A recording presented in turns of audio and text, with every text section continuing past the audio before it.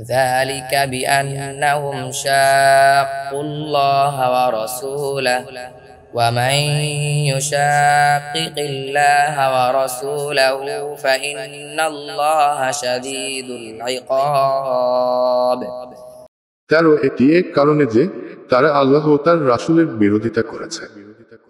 আর যে ব্যক্তি আল্লাহ ও তার রাসূলের বিরোধিতা করবে তবে নিশ্চয় আল্লাহ শাস্তি দানে কঠোর।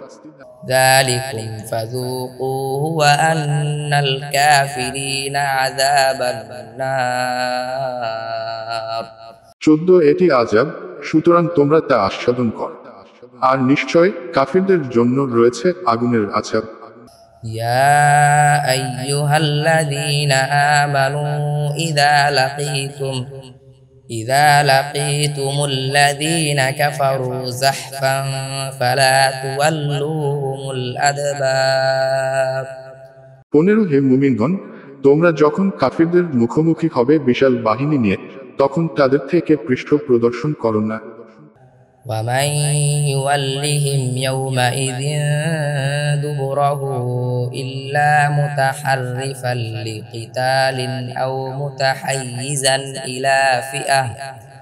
إلى فئة فقد باء بغضب من الله ومأواه جهنم وبئس المصير 16 আর যে ব্যক্তি সেদিন তাদেরকে পৃষ্ঠ প্রদর্শন করবে তাহলে সে আল্লাহর গজব নিয়ে ফিরে আসবে।